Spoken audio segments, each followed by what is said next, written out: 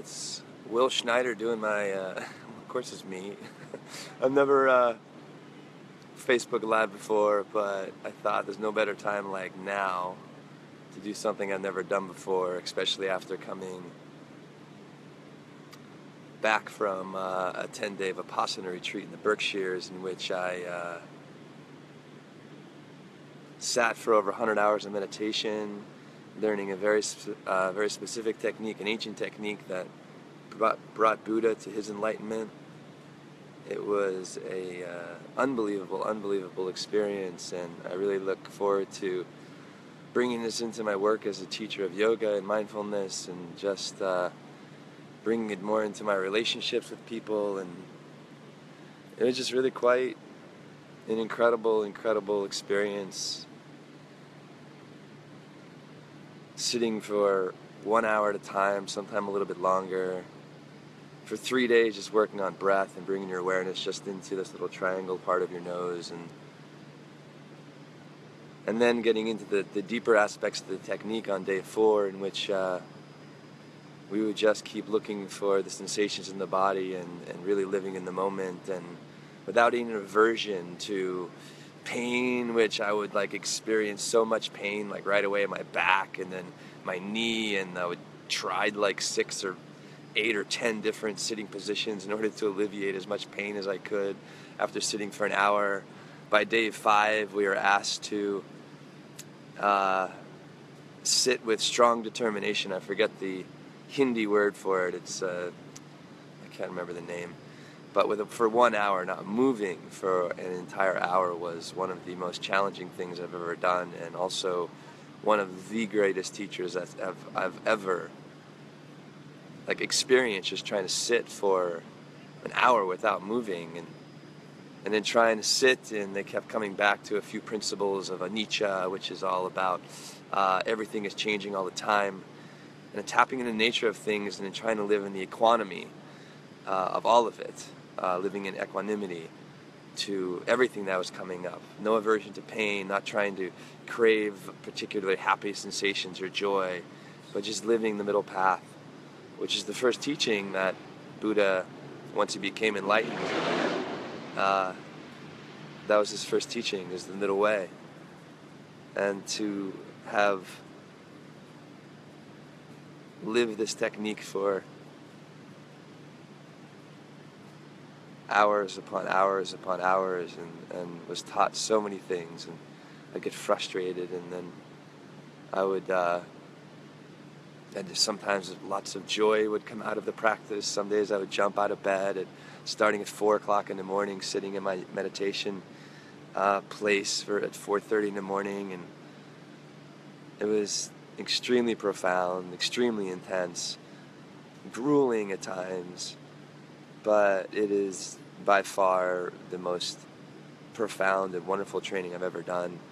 It's some of the best 10 days I've ever spent in my life, doing something that is not just so good for me, but by digging down and getting really deep into the work and eradicating what they call the sankhara, all those the ruts and the patterns and old behaviors of the shit that gets in our way from really aspiring to all the love and compassion and really who we can be.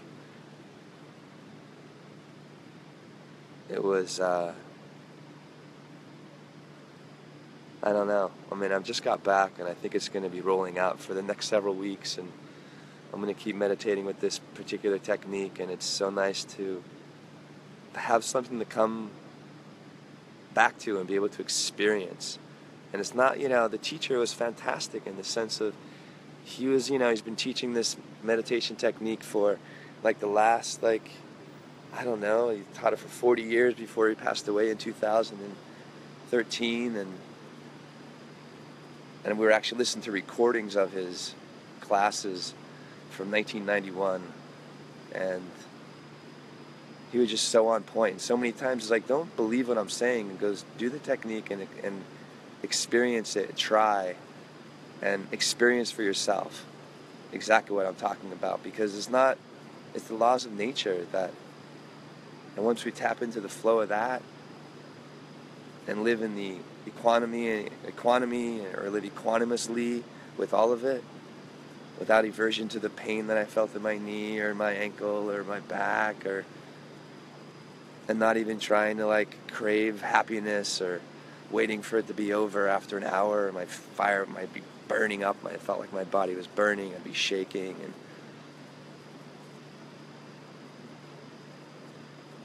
I don't know, I have a lot to process, like a real lot to process over the next, I don't know, the rest of my life. And it's good to be back. I'm excited for, we have our little retreat this weekend, or not, yeah, our little day trip, field trip going down the Rockaways. I hope I can join you. We took 22 people down last time. I had a blast. I think, I see Jessica, you out there, you were there and joined and loved it. And bring your friends and make a comment to how much fun we all had. And yeah, it's just good to be back. And I love what I'm doing, and I'm loving everybody showing up. And it just all feels so good. And I just thank you for all of you. Keep showing up and doing the work. That was my roommate who just called. Anyway, maybe she was watching. So anyway, I hope I'll see you in class this week. Hopefully you'll see you at this field trip on Saturday. We're taking the bus down. You can check out my page or the Eventbrite and the event or whatever, the whole thing on Facebook. But I don't want this to make this an advertisement. I just really want to connect with all of you out there, and one of my first Facebook live feeds coming after this 10-day Vipassana. And I suggest you all do it, every single one of you. Get out there, and you want to find the truth. You got to dig, you got to go deep. It doesn't come easy.